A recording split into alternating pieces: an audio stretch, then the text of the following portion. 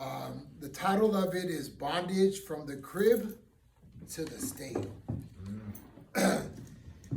As a child, I was placed in foster care with my 17-year-old mother. This is where my first form of incarceration started. Let's call this the playpen prison. I was a Mexican and black baby in an Italian foster home and was already a form of racism. When my mom left to school, I was left alone in my playpen where my diaper was never changed. I was not fed, was not held, and all I could see were the bars of the playpen. This, my friend, was my first prison, baby prison. You see, the shackles on my feet, and I'll have the shackles on. The shackles and chains on me never left my body. Even though my body left the baby prison, sit back and relax and pay close attention to what a person sometimes goes through from the mental health prison to the actual prison, which in return becomes two forms of prison. One is easier to leave than the other. As a troubled youth being raised in a drug, alcohol, and abusive home, there was now this new prison I was being prepared for. The prison that would soon be another playpen, but with steel bars instead of wood. We never realize as parents the trauma we place our kids in or put them through that will help shape their future. Again, this is to educate you. I'm talking to the audience. This is to educate you and maybe give some of you parents and family members, teachers and friends, an understanding of the many different forms of prison we all go through. Yours may never be one of bars, but one of emotions, or others' paranoia, or others' addiction. Maybe some in this audience is in one or more of these prisons. Hopefully tonight, you will find a way to be set free as I was, but you must be ready to put in the work. Now at 15, I was a prisoner of drugs, alcohol, abuse, and the gang lifestyle. This prison was different. I did not have to be here, but found comfort here I did not find at home. Because at home, they were in the same prison, but used me for target practice. I eventually ended up in the Youth Guidance Center. The playpen had a door, but I was still locked up. This room was familiar. I was once again left alone, was not held, was not paid attention to. So I was okay with it to a point. The problem with that was that this was the road I would be on for the next 15 years of my life. I was in and out of this place for 2 years, and then at 18, I found myself in handcuffs on my way to an adult county jail. This was another prison. The only difference was I was an adolescent. Are you starting to see the pattern here? Can you see how nothing was changing except I was a broken adolescent using alcohol and drugs to put me into a different prison. Now I am in two prisons again, one in my mind and one that held my body.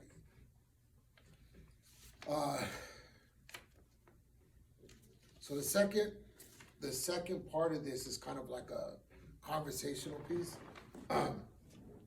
Let us stop here for a minute. The purpose of this real life event is to see the prison shackles come in many forms. Some get medicated by prescription drugs and others by street drugs. Some by sexual escape and others by violence. Either one is still keeping you in prison. The bondage we find ourselves in are prisons that sometimes lead us to physical prisons, and not always with bars. Some are homes, others are homelessness. Some are physical prisons, and not always with bars. Tonight, my story is to open the eyes of those who cannot see through the eyes of the prisoner. There is a way that all this can end, and we all have a different form of recovery and being set free from the shackles of bondage. And tonight, I hope you get to not only see through the eyes of the prisoner, but also the road to recovery and the setting free of shackles. And then I'm kind of trying to figure out if I drop all the shackles at that time because there's still more. And then I put the CDC, California Department of Corrections. Ha ha! What a joke. No correction, only destruction. Here I am shackled up like an animal going to California State Prison. What the hell have I done? I have really done it this time. I have allowed my lifestyle to finally put me in the big leagues. I'm going to a place the men in my house growing up used to talk about. They used to tell stories about this place, and it used to scare me. And now, I am on my way there. From shackles to a jumpsuit to a real prison cell. Slam! Went the cell door as it closed, and a bar locked me in. This cold, lonely cell in state prison. Once again, I am in two prisons. The only problem is, wait a minute. Once again, I'm in two prisons. The only problem is I may not make it out of one of them. I now had to become the violent man that I saw in all the people I grew up around as a kid. I was no longer a kid. I was a 20-year-old kid in a 20-year-old body about to become a prisoner I never thought possible to become. I was about to become a prisoner of hate, violence, and survival. Kill or be killed. And then I put pause, and I sit here.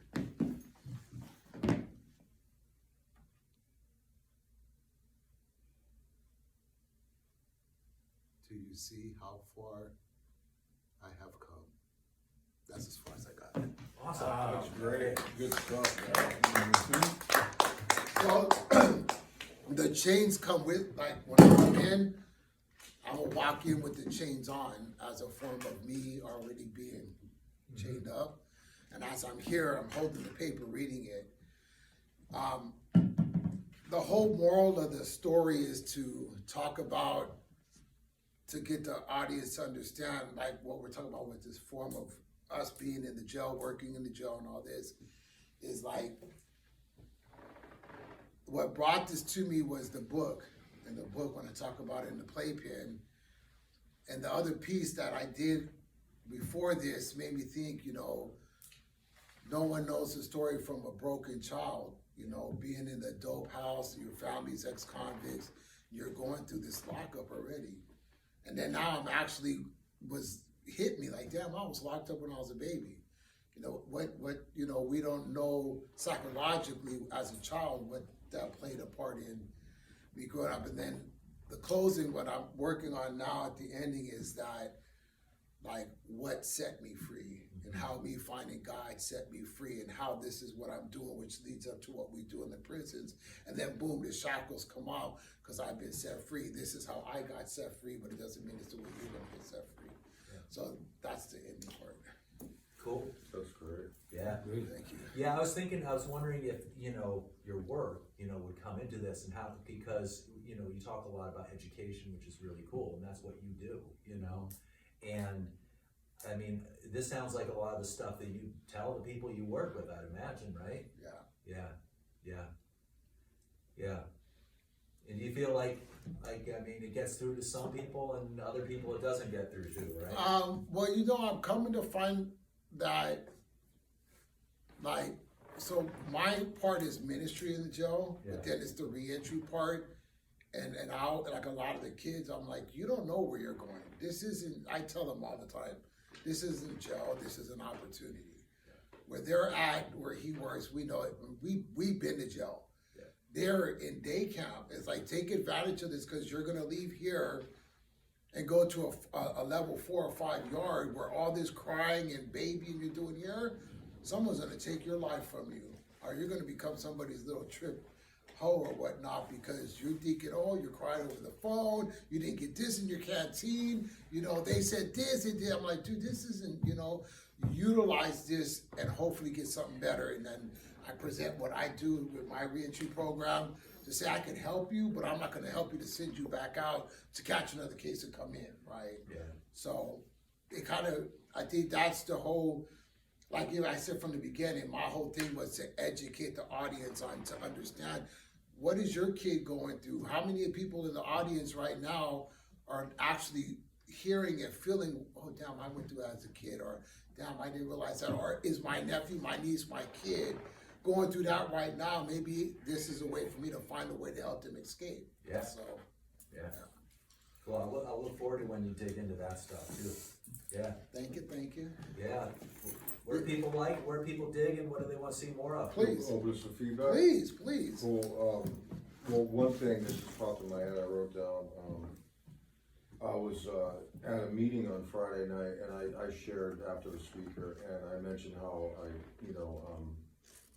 work in the jail, and today they let me out, you know what I mean? I don't have to stay there, right? Yeah. So, but one thing that popped in my head was like a future idea about free, because I mentioned afterwards I talked to a guy and I told him how there was a point when I was incarcerated, but I'd never been so free. You know what I mean? I'm sure that a lot of us have that kind of experience where you're behind the wall, but up here and in here you're free, right? I know I was, like, I came to a point that it was the freest I ever was on a psychological and emotional level, yet my body was confined. You know, I couldn't leave, but I was free, right? So just food for thought. I don't know if you had a similar experience or not, but some great, like, kind of, I don't know what the word I'm looking for, just imagery about, well, like, from the playpen to prison, right? And then back to another playpen, you know what I mean? It was like, what do I got here? So it was foster care you went into, right, at a young age?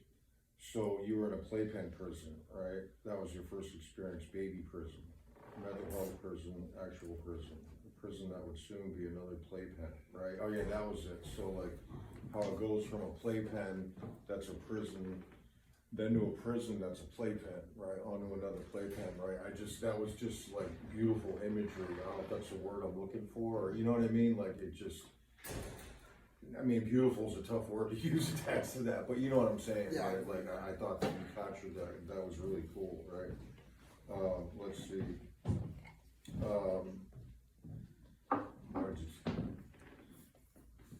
There was one thing, so it was, let's see.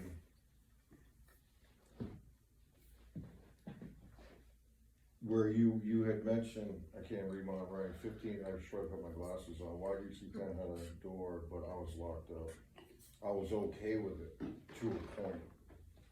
I was okay with it to a point, right? So like, what do you mean, like, what are you okay with, you know what I mean? And like, does that speak to the beginning of institutionalization? You know what I mean? That's the kind of thing that popped up in my head. I mean, it's just kind of thoughts I had while you were speaking, right?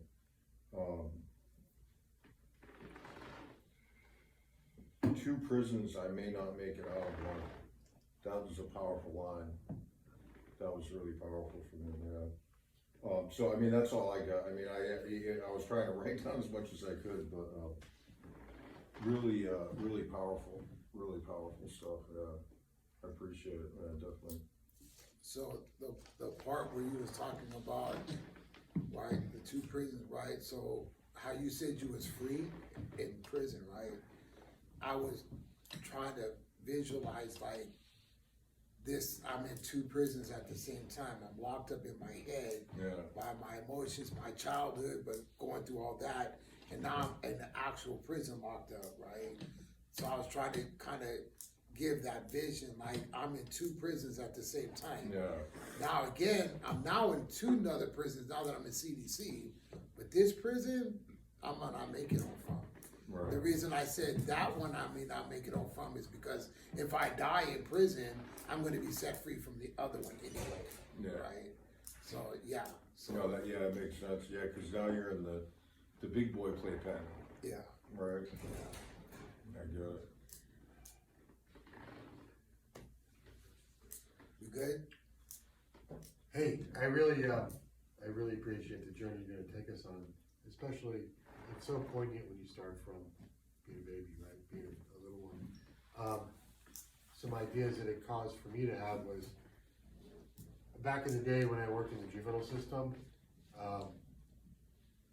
what we have in California is we have, the 300s, Welfare and Institution Codes 300s for vulnerable kids, and that's the neglect, child abuse dependency courts.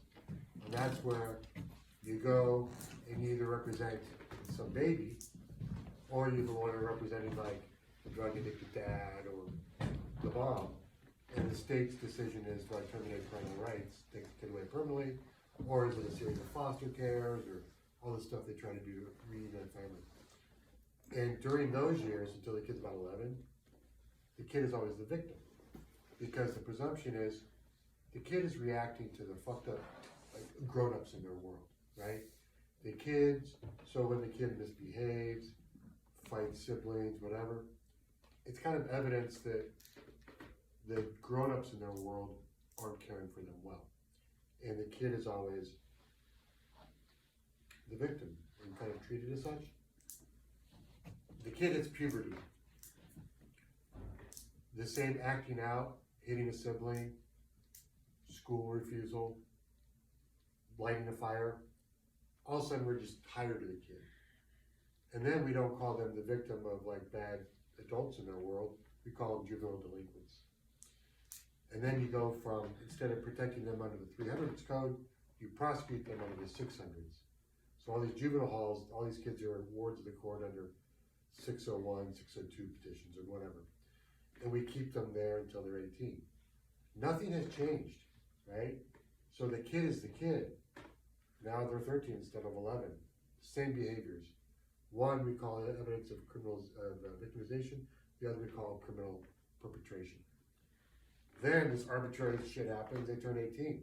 Doesn't mean their brain is matured or their heart, emotions are matured. And then we decide, well, fuck it. Now it's time for the big boy penal code, and then you're off to county jail and in the joint, right? But it's the same person, you know, vertical. It's the same person, but we treat those very differently. And so I was thinking of that when I was watching you mature from a playpen to a 15-year-old, 20-year-old, you know, on through the different. And so much of it is the lack of supports the kid has, not the innate badness of a child, right? So that was some stuff that was going through my mind up to your various stages, because we treat these little people very differently, in not a fair way, I don't think. A lot of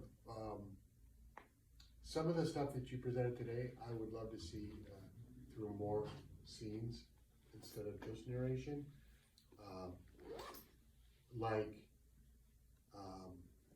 I would love to discover the bars in the playpen through however you would want to do it, or someone else could do it, but see the baby in the crib, see the social worker walking mom out, whatever it is. Some of the first things in life this kid does is grab the playpen bars. So that the audience is help the audience discover for themselves, shit, that's like a little jail. And then the playpen, what do you call the playpen? They call it, put the kid in the pen. Pen. It's the same word, which is kind of weird. The playpen, Right. the pen, the penitentiary, whatever. But okay, in the 15-year-old, when you talk about the 15-year-old is in a house with chaos and maybe people on parole or using drugs, whatever. See the teenager in his room, no one really to talk to as this is going on in the household. So some of these fantastic ideas you're sharing with us, share through the form of scenes so that we can be there with the little person, flinching because uncle is in a drunk rage or whatever. So share some of these ideas through characterization and scenes, instead of only narration. Well, thank you, because you opened up something. So this is, I don't like to read. This is the reason I did this here first, is because I want to be able to see and hear, so I can do it, because this is how I practice at home. When I did my first one, I don't like to read, because there are scenes and again, listening to, so my mom and me were in the foster home. My mom used to go to school, and my mom would go to school because I was not Caucasian, I was left in the room. So I'm in this playpen with feces, piss, not eating on myself. My mom would come home and be like, what the hell, this is my kid. So basically I'm locked up while my mom's at school because she's only 17, right? So that's how the whole thing started when I wrote my book, was I was locked up when I was a baby, right? So I see that, and that is, maybe I should add the mom and me getting in the foster care, because they wanted to make me, because my mom was in juvenile. So my mom was pregnant with me in juvenile. So I could even go farther back, right? I was locked up in juvenile, my mom's stomach. Then I come out and I'm locked up as a baby in this playpen, So again, that was the whole purpose of me looking forward to today, was to add those little pieces, right? Because that's the whole kind of concept I'm trying to get the audience to understand. You can look at me now, but you don't understand the road to get to here and the shackles that got broke in the process of that. I may still dress like a homie, I may talk like a homie. I'm probably gonna die looking like this, but I'm not, but I'm set free in this place. And the 15-year-old, I think, actually I would play pin at the church. Maybe I'll bring it and put it on the floor and put some, I think it would be good to, that's always been my goal here. That's the only reason I do this, is to educate the audience. Because we're all I can understand the freedom being locked up, because I'm not using, I'm not messed up. At some point I'm free even though I'm locked up, right? Because I'm not using. But then there's the other frame that I'm still locked up, because even though I'm 21, I'm still not 21. I'm still stuck back there. Now I gotta become a man, and I'm not ready to become this kind of man. I gotta be a prisoner, convict, or do I be an inmate and get taken advantage of, right? So that's the whole thing. So there's a lot of work to be done in the ending, but this really sat on me when I was sitting upstairs with Tony and Al. I just couldn't feel that one. I'm like, I'm not feeling this one. But then the kid came about the playpen and everything changed. So You know, when the part about your mom being there, I heard that, but I kind of missed it. I was wondering about that. So that's a trip. So you were both in there, and that's pretty heavy. And like the whole, I mean, that whole story really illustrates a lot of stuff around the systems of oppression, right? The systemic oppression going on, and how it's almost like a school of institutionalization, right? And how your imprisonment really did start there, right? They just, because you weren't white, right? So you were just left there all day. Just like we get left there all day when we're locked down for 23 hours. You know what I mean? That's powerful and sad and tragic, but that's a reality, right? Like, that was your reality. That's heavy duty. that's why the juvenile, when I said, I'm comfortable, I'm here again, I'm not being held, I'm not being it. So it was like, oh, I remember that, you know, I'm here again, right? So, you know, and then to think about the trauma that we go through, going through all that. I mean, if you look at Tony's story, Al's story, probably your story, but even theirs, because they started young, and how we all were kind of caught up, and then we just pulled out of our lives and put in these juveniles and group homes and systems that just messed us up even more. And then they wonder how come we became who we became. Right. And all the time that you are in these kind of carceral settings, you're not learning the difficult work of living in the free world, right? A 15-year-old in the juvenile hall is not learning what it means to be a 15-year-old trying to navigate bar and buy a ticket and maybe go get a job as a dishwasher at the pizzeria. All those life skills, a lot of those are either on hold or they never develop, right? Because if you locked up 15 to 18, all that shit that you learn in those maturation years, you're not learning how to be free, you're learning how to be institutionalized further. And with that trauma, and then it's all, you know, as, I don't need to tell you these things, but these are really provocative ideas. Great stuff. Thank you. Oh, you're not done yet? Oh, Anybody I was else like, got- who else was here? we got time. Anybody else got thoughts? Yeah, Freddie. Yeah. Man, educating the audience. You know, man, you do a good job. Good job. And man, you and your mom's being selfish, you know. That's some deep stuff. I'd like to hear more about after prison. You know, because I think I told you once before, I said, man, I'm glad that you came out of it, man, because I wouldn't want to deal with you on the other side, you know what I mean? But that's, you know, out of respect, you know. So, I would like to hear more of that, because that's miraculous, you know, after what you've done. So, so that part is coming. Okay. This was just, I did this just yesterday or day before, just sitting there thinking about all this, right? I wasn't comfortable with watching the one I did with Tony and Al and Rebecca. I just wasn't feeling it. It was like, no, this isn't it. I don't know how I got on this one, but it just stuck. And when I was writing it out, it brought up a lot of stuff, and I stopped. Like I didn't finish because I was like, damn, damn, I had it messed up. Like, damn, you know, I mean, just even conversating, like going back to remember that my mom was in juvenile pregnant with me, and that's how we ended up in the foster care so that she could have me. Then once they had me, it was like, now we're gonna take him from you. So she had to marry my sister's dad to keep me. So there was this whole like trip, right?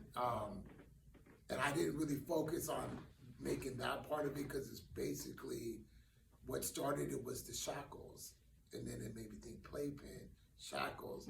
Oh, jeez, this is gonna be easy because I went through every lockup except YA. That's the only thing I went from county straight to prison. And people are like, how did you do that? I'm like, they act like it's something great. I'm like, nah, dude, I probably would have learned if I went to YA, you know, because YA is gladiator school. But, you know, yeah, you know, just, I mean, I know once I watch this again, that was on purpose because all of you are adding to making me put more in it that actually I left out. And that's why I was looking forward to today, because he always, I listen to him talk and what he sees with people, and yeah, there was a lot. I got a lot of feedback that I really enjoyed. Ronnie, I want you to take one, if you don't mind, take 1 minute, pick a scene, could be any scene. Just name a scene from your piece that you wanna do. Oh God. Playpen, first day. I think if I was to do it again, I would probably start like with how like pieces that everybody added. Like Just name it, because then I'm all gonna right, walk so you this through. would be me coming from juvenile with my mom to foster care. Okay, so take that moment. All right. You cannot share any ideas with you, only what you see, hear, smell. See, You hear- cannot share, you Well, I cannot- can't share it in my mom's room because I don't know what the heck went on in there. Yeah, But I mean, just the thought process of, like, if I was standing on the outside looking at the woman with the child, yeah, do and that, she's pregnant, yeah. and this child is me. I can't see me, but I know I'm in there. I'm in this locked up What do you place see? with her Yeah. in juvenile. It's a square room. There's no food, there's no urinal, there's nothing. She's in there, What's but she yet wearing? I'm in there too. What's she wearing? She's wearing an orange jumpsuit because that's what we wore inside Youth Guidance Center. My mother's 17. She's thinking she's gonna lose her kid, but not realizing her kid is locked up with her. What does she look like?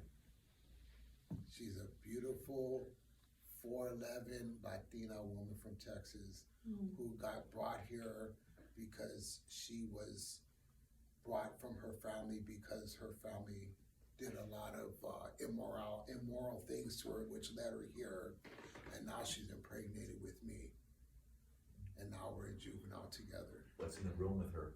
Nothing but a bed and a 2-inch mat and some blankets, and she's in there probably crying, Yeah. wondering what's gonna happen to me. Because I do remember later on in life, she had a choice. Do I abort him or do I keep him? But she thought and told me she kept me so she could have something to love. And in return, when we left there and went to foster care, my mom decided I'm gonna get my life together, so she went to school. Because the foster program was racist, I was left alone in the room by myself while she was at school. There I was, a child, locked up again, but now I'm just in a different room. So just describe exactly what you could see from that position. Jeez. 4 walls with wooden bars on them, in a room with a bed, no TV, quiet, with a diaper full of shit and piss. Excuse me. I know you got your kid there. And wondering where my mom was at. Yeah. But now I'm in this playpen, which is another form of being incarcerated anyway. But now you get into the idea, which is okay, but guys, what do you think? I mean, that's super powerful. Being in the details, like what you see, what, tells a lot of the story. Your mom in the orange jumpsuit is very powerful, because then it reminds us of her kind of how trapped she is. Yeah, and it was, the stories that she shared with me to get her to that point were interesting because she was lost herself. Oh, So yeah. being pregnant with me and then having to make a decision, do I keep him, do I not? And you kept me so you could have something to love, right? And it was interesting because, you know, just on a side note, we actually grew up as friends. We didn't grow up as mom and son, because we was close to age. She was only 16 when she had me. Yeah, So my mom, I used to get in fights because everybody used to think she was my girlfriend. right. Dude, she's my mom. Like, you're lying. So there was this relationship that we had that was more friendship oriented, even though she was my mom. But she was a tough little chick, because when she used to get mad, boy, I like the specifics of that she's short. yeah, 4'11". That's a little person. She actually left when we did the one last year. She got up and walked out. She said she didn't realize I went through all that in prison and broke her. Oh. Yeah, so she can't come to this one either. So. Yeah, But yeah, that was good, that was really powerful work right there. Get like really dropping into the scene, you do it really well. You did it with the last piece too. So as you know, work on it, and I know you're gonna work on your feet, you get it down on paper, and then you work on your feet when you're at home? Yeah. Yeah, so just be in the scene, be in what you see, what you smell, what you hear, what you feel. It's good stuff, man. Anybody else for Ronnie? Yeah, Yes, sir. Alvin. I missed the beginning, man, but it's great. But I wanted to just say that it's great that you have a vision of where you're going with it, and but I also heard this theme, the theme of how, you know, the consciousness is passed from generation to generation, and so, and whether that's conscious or unconscious, we tend to move in the direction of the things we've been trained, even because the people you talked about being in a household where you were actually trained to do the same thing, even though you didn't like know that they were training you to do that. You follow what I'm saying? Yeah. Okay.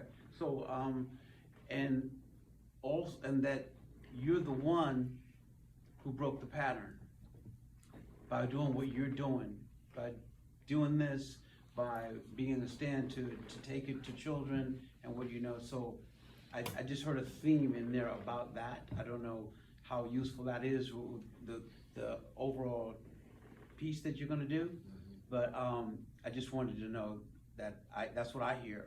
yeah, there's a closing. The closing is like how he said he wants to hear more about after prison. So when the chains get set free, that's when the story changes. Now the chains are set free. This is who I become, and it'll go down to that ending and that what you're looking at. Yeah, thanks. Cool. You're welcome. Anybody else on Ronnie? Good work, man. Thank you. Really good. Thank you. That's right, Ronnie. All right. Dan will be here in a few minutes. He's gonna be helping us out too, so